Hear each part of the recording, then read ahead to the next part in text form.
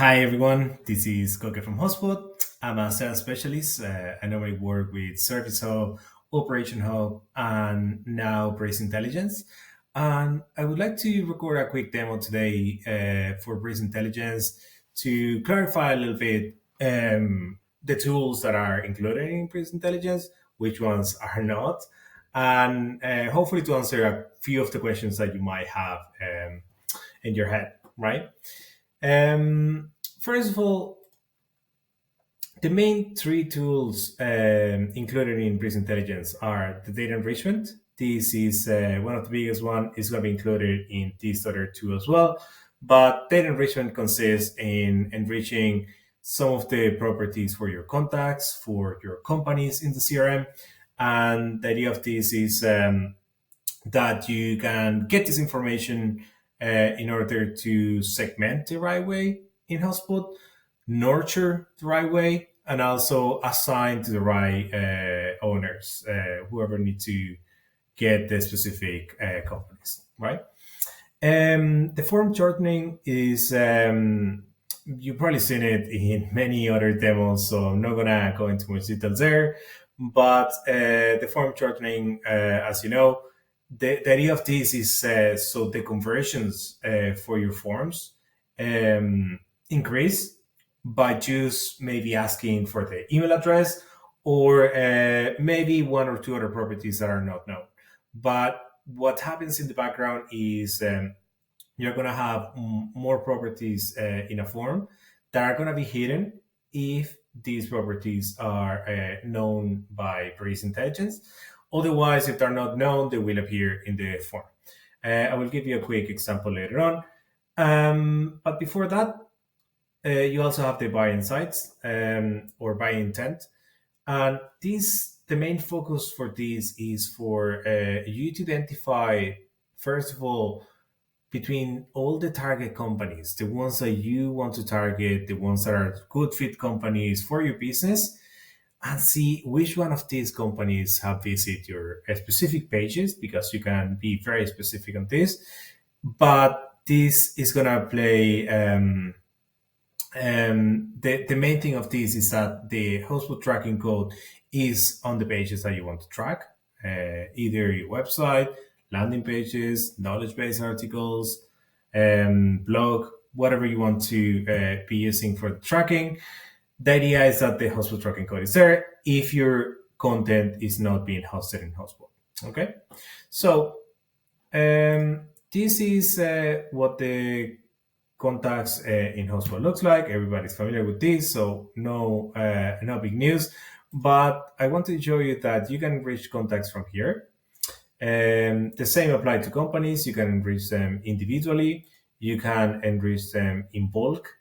And you would also be able to enrich them directly from the contact or the company. So if I go here and I click in actions, I can enrich a company or a contact. Now, you will be able to filter in activities the enrichments as well. So you will see what are the the properties that were enriched using Breeze Intelligence, and you will be able to see all that information directly there. Okay. So apart from that, you also get access to this tab in companies. So everything that is enriched will appear here.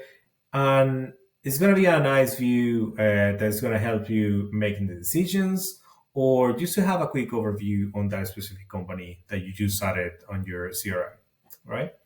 So you will have information about the company, industry, financials, etc.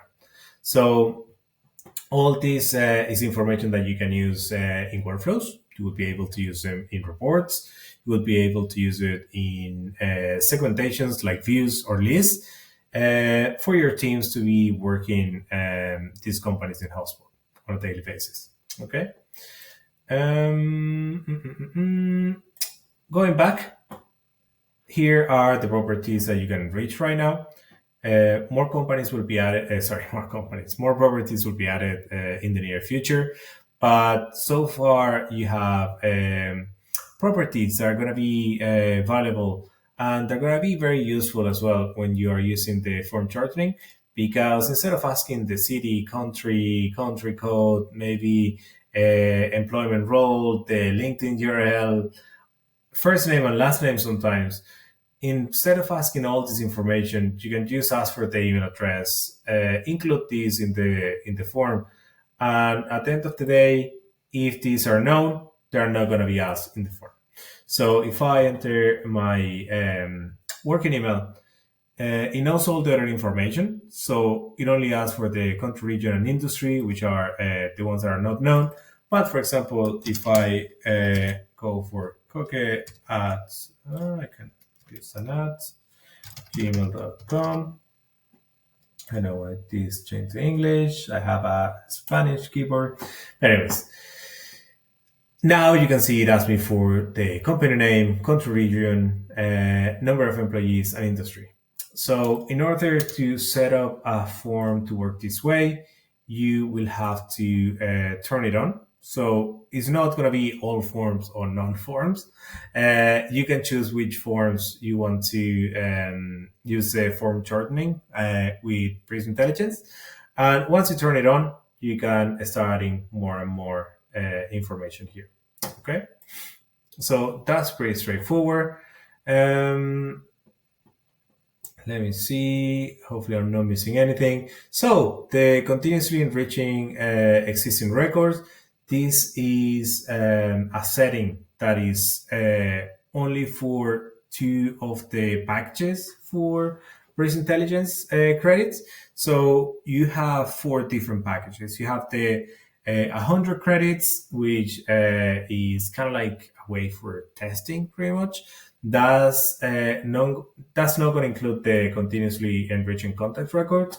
But then the other two next packages, the 1000 and the 10,000, they do include this. So if you turn this on, and let's say I enrich Koke today, or let's take a contact, for example, Mika.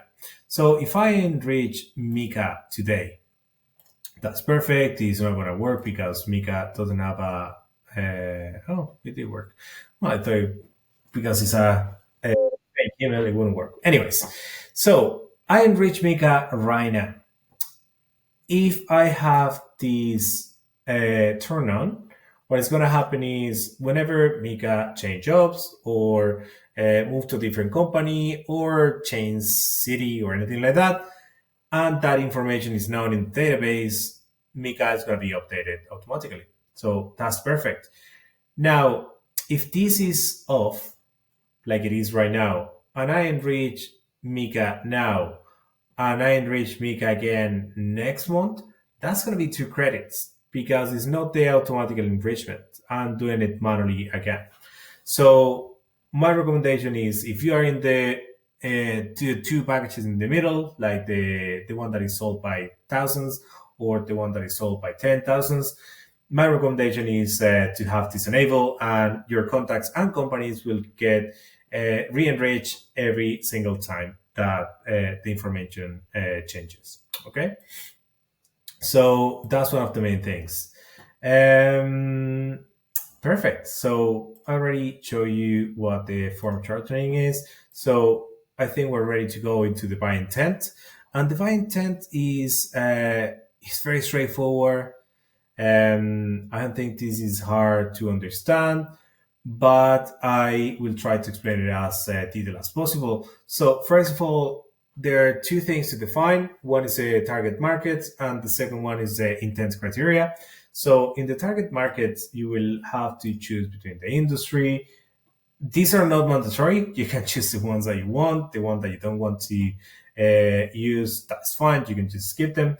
But the idea of this is that you choose a target market. The companies that work in the market that you would like to sell, or the ones that you normally see a higher rate of conversion into customers. So the idea of this is that you select them, add as many as you want, and then it comes to the second part, which is the intent criteria. But this goes, like I mentioned before, very close with the HubSpot tracking code. So this tracking code must be in the pages that you want to include in here, or the pages must be in HubSpot. Okay, so if they're not in HubSpot, you have to include this HubSpot tracking code in the header of your website, or in the header of your blog, or your landing pages, or your knowledge base, anything that you want to track with the HubSpot tracking code. And what this is gonna do is gonna do a reverse IP address. So the way that this works is someone visit your website, HubSpot tracking code is gonna check the IP address, is gonna assign it to one of the companies, and then what this is gonna do is it's gonna check if one of these companies that meet either the target market or the intent criteria, or both of them, are visiting your website within the time that you select in the filters. So once it is set up, you can go into the company site, and so far nothing happens here. So you're not going to be using the credits on this straight away. This is just a place where you can go see what are the companies that meet the target market and meet the intent criteria. And from here, what you can do is, first of all, check. So these ones are already in the CRM. So it's not going to be any use if I re-add them or anything like that. But this one, for example, I can see that this is a company that has intent. It doesn't meet the target criteria, so maybe it's not a really good fit company. On the other hand, this one, Macy's, this one does meet the target criteria. It's an enterprise B2B SaaS, in and out. I don't even know who set that up. But what you can see here as well is that there is intent. So if I check on Macy's, I will see what are the top pages that they visit in the last 365 days. And the pricing page is one that has been visited 34 times. And the last time was visited on the 7th of October. So what I can do with this is say, cool, now maybe this is going to be a good fit. Maybe I have a sequence, or maybe I have a specific nurturing that I want to do with Macy's. So what I can do is, this company is not in HubSpot, as I can see here. Where is Macy's again? It doesn't have the little orange symbol that shows that this lives in my CRM. So what I can do now is I can add the company to the CRM, which I just did. Gonna give him 1 second, and now I can see that Macy's, or Macy's, I might be pronouncing wrong, is in the CRM. So what I can do now is I can go to the company record. So if I click here, I can see Macy's. I love this little tab. It gives me like a good insight on the employees, the annual revenue. This shows information about Macy's, etc., etc., etc. So I've been asked, okay, cool. This is perfect. Now I can use it, for example, with a workflow to nurture these specific companies based on the industry or any property that I know. In this case, I'm rotating the owner. I can, from this, I can also create directly a record that it could be a lead and assign it to someone, and try to do the engagement or the prospecting. But from the sales side, I also got the question on, okay, cool, now what? So first of all, the idea of this is going to be that you try to get to the right point of contact. So once you get to the right point of contact, you are going to want to reach out to this person. So there are a few things that I don't demo that are here in the from the agents. So one of them is the prospecting agent. If you get to the right person and you set up your prospecting agent in the right way, you will be able to have a better chance on the prospecting. A higher rate on the prospecting in order to convert them into customers or in order to book a call with them. So my recommendation is take a look at the prospecting agent as well. Now that you have time, I found today a really good video on YouTube that explained it very well. So my recommendation is check that out. But at the same time, now you also have Copilot in HubSpot. So this is a good way to start, let's say, facilitating the tasks that you have to do.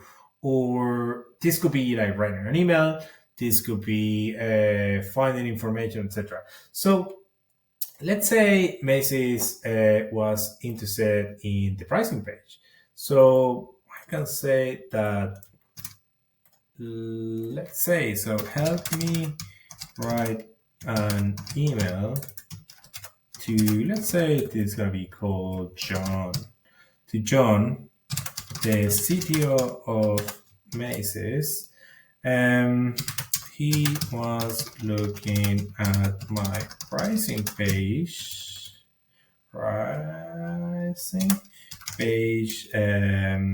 in the last 7 days regarding my, what I'm going to call the product, service of product, and I would like to create an intro email and book a call with him. Cool. So now what I'm going to do is I'm going to send this to Copilot. Copilot is going to help me writing this email, and I can use this email directly to send to John, or what I can do is from this, that can be the first email for my sequences. So I can take this, create a second email, take another one, and then I can start building my own sequences in order to prospect. So you can either go that side, or maybe we're one step back, and maybe we're going to start targeting this company with more nurturing emails, marketing emails in order to convert them. Okay, so that would be the main thing about buyer intent. Let me see. I'm not missing anything that I had here.